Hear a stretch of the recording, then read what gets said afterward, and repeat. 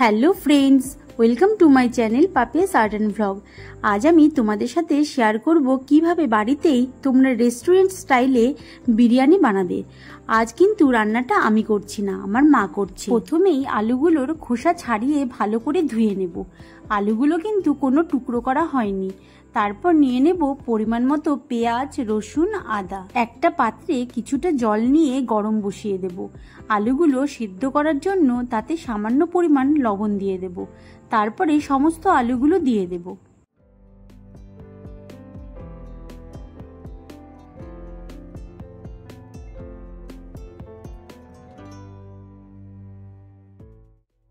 বাবার বাড়িতে আসলে কিন্তু একটা আলাদাই অনুভূতি হয়, এটা আমরা মেয়েরাই বুঝবো। রোজ রোজ নিজের হাতে রান্না খেতে খেতে একঘেয়ে হয়ে যায়। তারপর যখন অনেকদিন পর মায়ের হাতে রান্না খাওয়া যায়, সেটা কিন্তু একটা আলাদাই তৃপ্তি হয়। সেই ছোটবেলার মতোই আদর যত্ন পাওয়া যায়। রান্নাঘরে গেলেই আগুনের থেকে দূরে থাকতে বলা। এই ভিডিও করতে এসে যে কতবার শুনলাম আগুন থেকে দূরে থাক, আগুন থেকে দূরে থাক এই কথাটা। আবার বাড়িতে গেলে এই কথাটা আমি আমার মেয়েদেরকে বলি। অনেক গল্প হলো, এবার দেখি আলুটা মনে হয় সেদ্ধ হয়ে এসেছে। আলুর রংটা যাতে ভালো হয় তাই মা একটু ফুড কালার দিয়ে দিল। তোমরা যারা যারা রং পছন্দ করো না তারা নাও দিতে পারো। আলুটা সেদ্ধ হয়ে গেছে, এবার আলুগুলোকে তুলে নেব।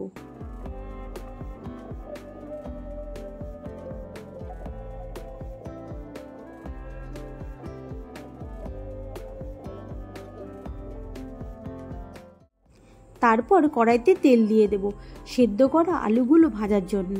তারপর সেগুলো একে একে দিয়ে দেব। দেখো কি সুন্দর দেখতে লাগছে, মনে হচ্ছে কমলা রঙের রসগোল্লা। এগুলো কিন্তু খুব সাবধানে ভাজতে হবে। সেদ্ধ করার ফলে আলুগুলো ভেঙে যাচ্ছিল। এগুলো একদম হালকা করে ভাজবে যাতে হালকা বাদামি লাগে। তোমরা তো সবাই জানো আমার এটা আর্ট অ্যান্ড ভ্লগের চ্যানেল। তোমরা আমার ভ্লগের সাথে সাথে কিছু ড্রয়িং টিউটোরিয়ালও পেয়ে যাবে। তোমরা অনেকেই আমাকে নানান ধরনের দেবদেবী আঁকার কথা বলেছো। তাছাড়াও আমার আঁকার বিষয়ে তোমরা অনেক উৎসাহিত করেছো, আমার পাশে থেকেছো। তোমরা যদি অর্ডার দিতে চাও তাহলে স্ক্রিনে দেওয়া নাম্বারটাতে যোগাযোগ করতে পারো।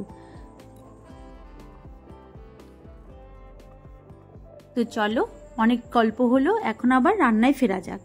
তোমরা মটন কারির কথা বলছিলে, আমি এই ভিডিওতে ডেসক্রিপশানে দিয়ে দেব মটন কারির লিঙ্কটা। তোমরাও চাইলে ওখান থেকে দেখে নিতে পারো। বিরিয়ানির প্ল্যানটা কিন্তু আমাদের আগে থেকে ছিল না, গতকাল সন্ধেবেলায় হয়েছে।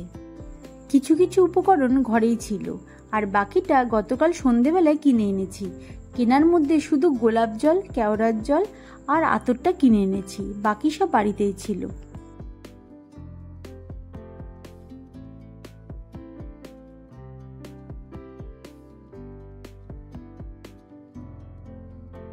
চলো, পেঁয়াজ কাটতে কাটতে তোমাদের সাথে একটা গুরুত্বপূর্ণ কথা শেয়ার করি।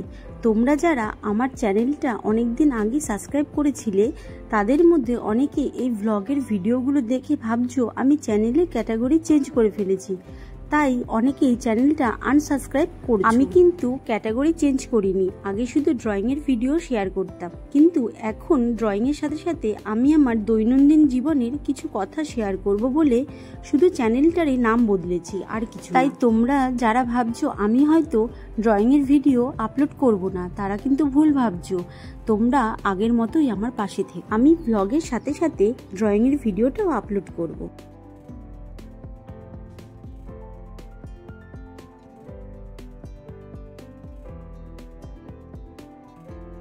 দেখো, তোমাদের সাথে গল্প করতে করতে আলুগুলো কি সুন্দর ভাজা হয়ে গেল। এবার আলুগুলোকে সাবধানে তুলে নেব যেন ভেঙে না যায়।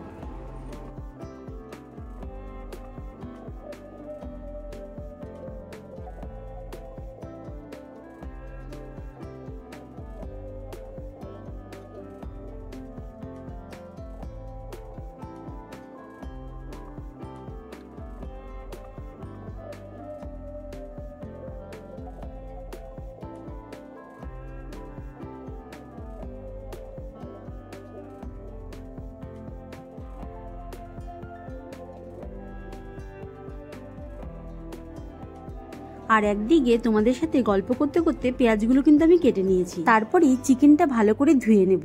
চিকেনের পিসগুলো কিন্তু ছোট করব না, যেহেতু এটা বিরিয়ানির জন্য করা হয়েছে, তাই একটু বড় বড় পিস রাখাটাই ভালো।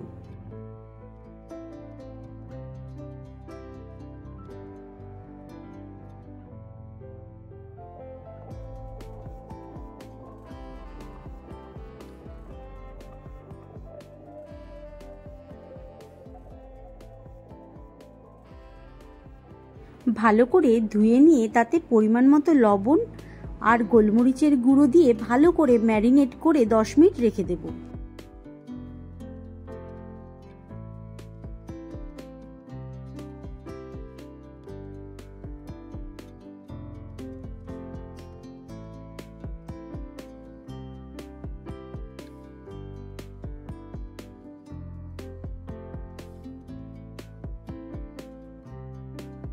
বেশ খানিকক্ষণ সময় ধরে কিন্তু ম্যারিনেটটা করে নিতে হবে। তারপরে কড়াইতে কিছুটা তেল দিয়ে ম্যারিনেট করে রাখা মাংসগুলো দিয়ে দেব।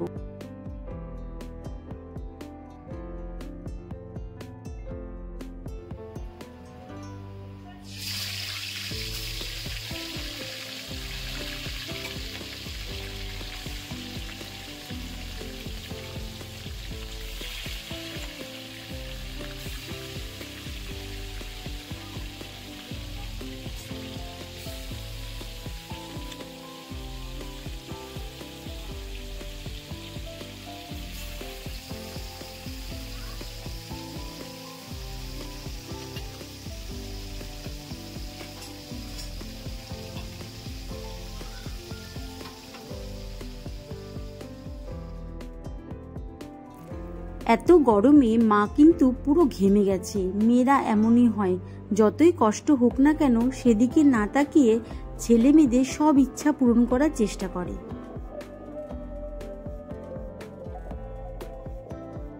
চিকেনগুলো কিন্তু হালকা ব্রাউন হয়ে এসেছে।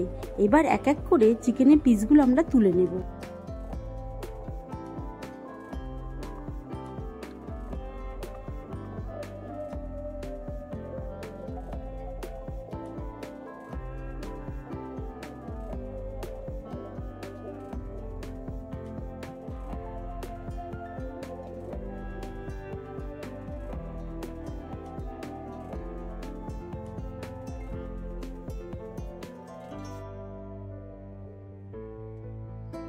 এবার চলো দেখে নেওয়ার পালা আমরা বিরিয়ানিতে কি কি মশলা দেব। এখানে রয়েছে লঙ্কার পেস্ট, রসুন পেস্ট, গোলমরিচের গুঁড়ো, আর মেন যে মশলাটা সেটা হলো দারচিনি, এলাচ, সাজিরে, গোলমরিচ, লবঙ্গ দিয়ে একসাথে গুঁড়ো করা, আর রয়েছে আদা পেস্ট।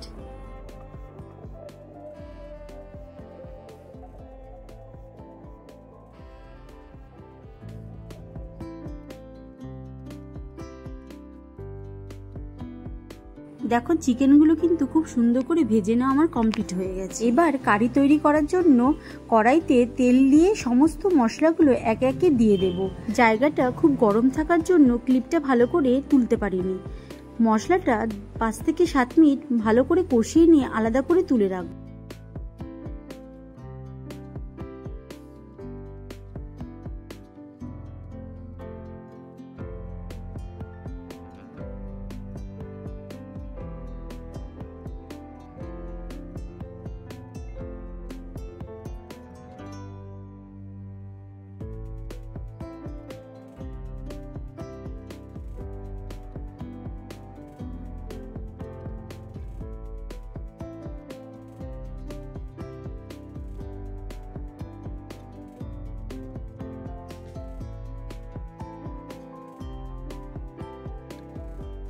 কড়াইতে আবার পরিমাণ মতো তেল দিয়ে দেব।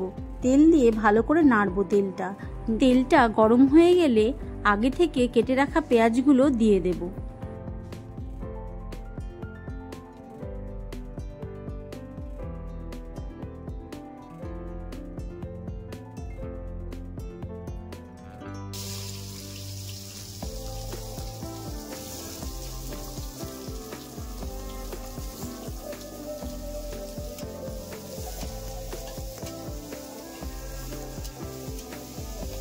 পেঁয়াজগুলো সাবধানে ভাজতে হবে যাতে কড়া ভাজা না হয়ে যায়।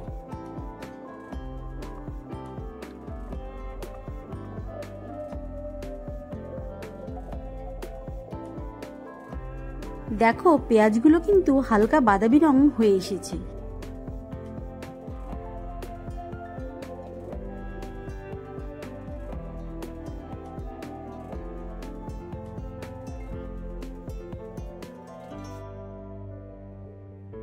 আরো একটু ভালো করে নাড়াচাড়া করে নেব।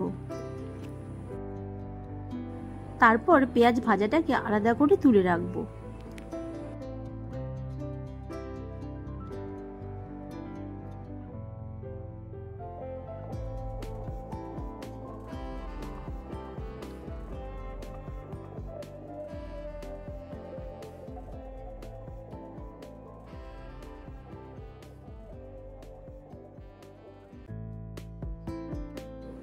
তারপর ভাজা পেঁয়াজ আর আগে থেকে করে রাখা মশলার যে কারিটা ছিল সেটা দিয়ে চিকেনটাকে ভালো করে কষিয়ে নেব।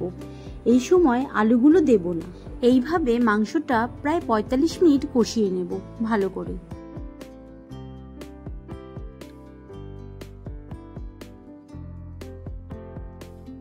এখন দেখো বিরিয়ানির মেইন যে পার্টটা সেটা আমরা বিরিয়ানির জন্য যে দেরাদুন রাইসের ভাতটা রেডি করেছি তার মধ্যে 2 হাতা মতো ভাত নিয়ে তাতে ফুড কালার মেশাচ্ছি এবং তাতে একটু ঘিও দিয়ে দিচ্ছি।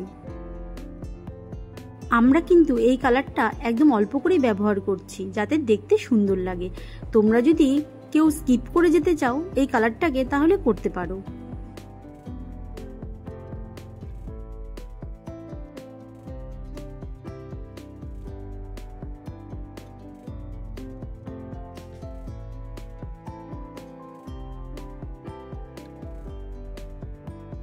না, এবার আর চামচে হচ্ছে না। সত্যি বাড়িতে এইভাবে চামচের ব্যবহার করা যায় না। একটা কথা আছে জানো তো, আপনা হাত জগন্নাথ, ব্যাপারটা ওরকমই।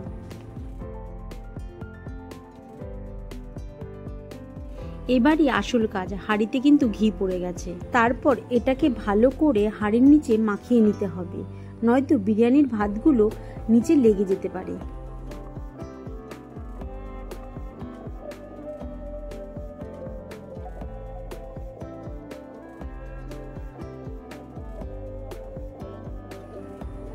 তারপরে একে একে তেজপাতাগুলো সুন্দর করে সাজিয়ে দেব।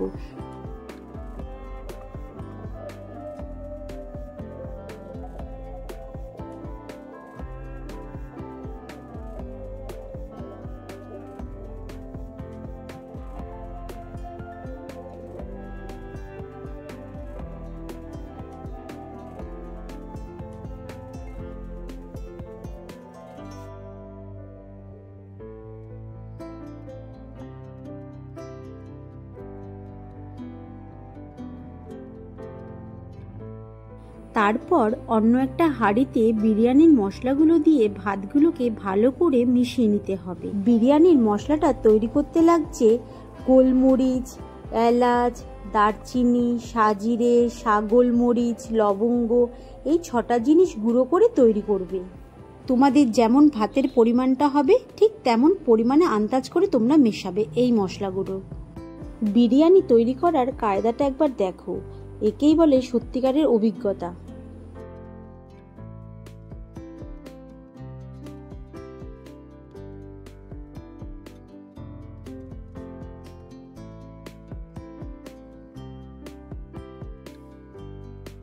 তারপরে এই মশলা মাখানো ভাতগুলো এই ঘি মাখানো হাঁড়িটার মধ্যে দিয়ে দিতে হবে।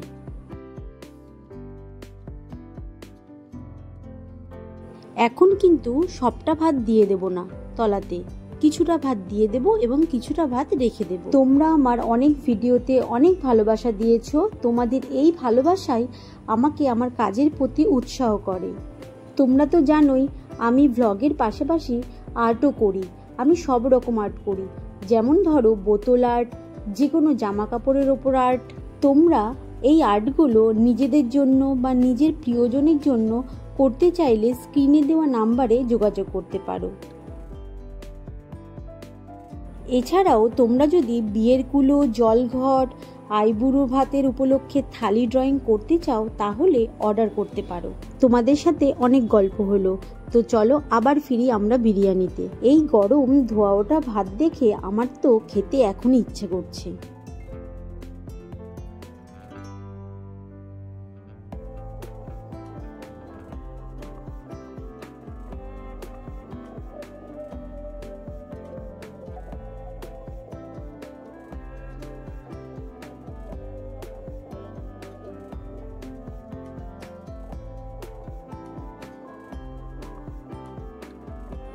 পেঁয়াজ ভাজার সময় কিছুটা পেঁয়াজ তুলে রাখবে এখানে দেওয়ার জন্য। তারপরে দিয়ে দেবে কষানো মাংসটা।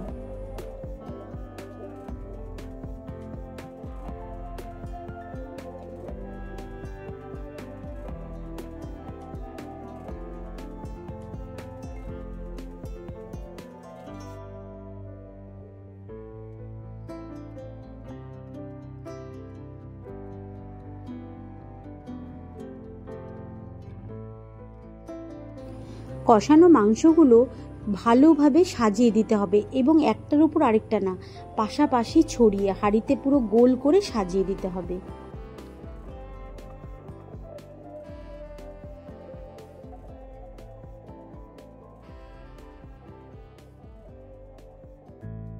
তারপরে দিয়ে দিতে হবে সেই ভেজে রাখা আলুগুলো।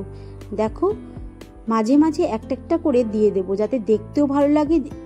আবার ভাবছি দেখতে ভালো লেগে বা কি হবে, এর উপর তো আরো এক লেয়ার ভাত পড়বে।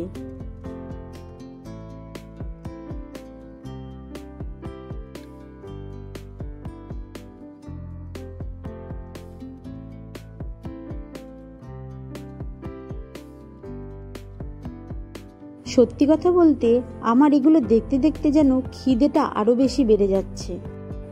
এটা কিন্তু একদম কলকাতা স্টাইলের বিরিয়ানি রেডি হচ্ছে। এই বিরিয়ানিটার টেস্ট কেমন হতে চলেছে সেটা কিন্তু ভিডিওটা দেখলে কিন্তু প্রায় বোঝা যাচ্ছে। এইবার দিয়ে দেওয়া হবে আরেক লেয়ার ভাত।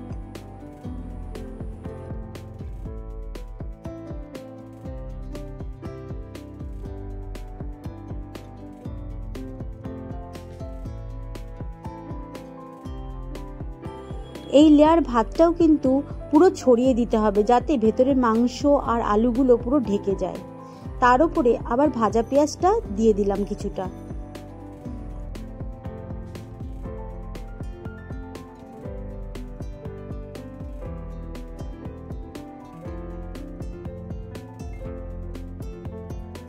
তারপরে দিয়ে দেবো আরো আরেক লেয়ার মাংস।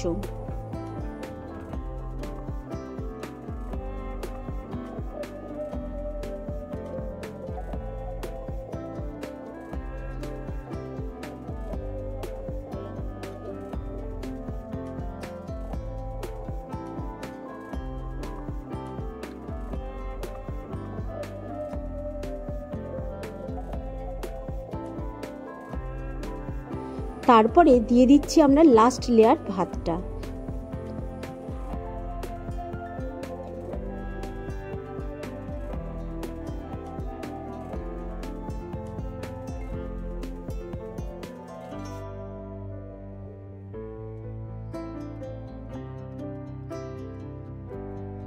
এবার দিয়ে দেব আমরা আগে থেকে জাল দিয়ে রাখা দুধটা।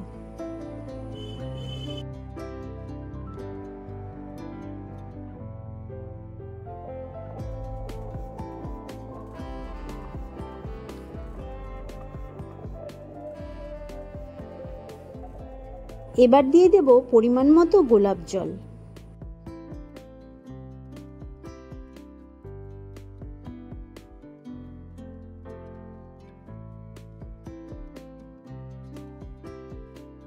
এবার দিয়ে দেব পরিমাণ মতো কেওড়ার জল।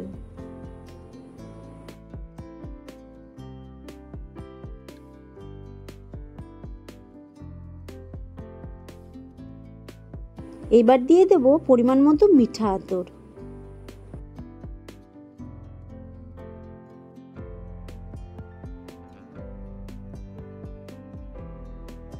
এবার দিয়ে দেব আবার কিছুটা পরিমাণ মতো ঘি।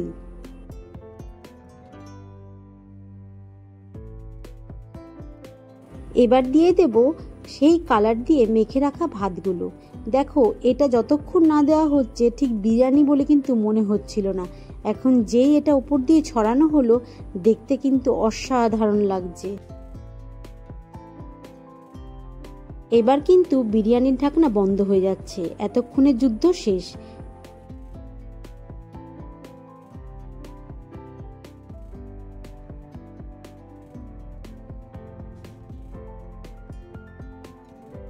এবার রেডি হওয়া বিরিয়ানির হাঁড়িটা অনেকক্ষণ মৃদু আঁচে বসিয়ে রাখতে হবে।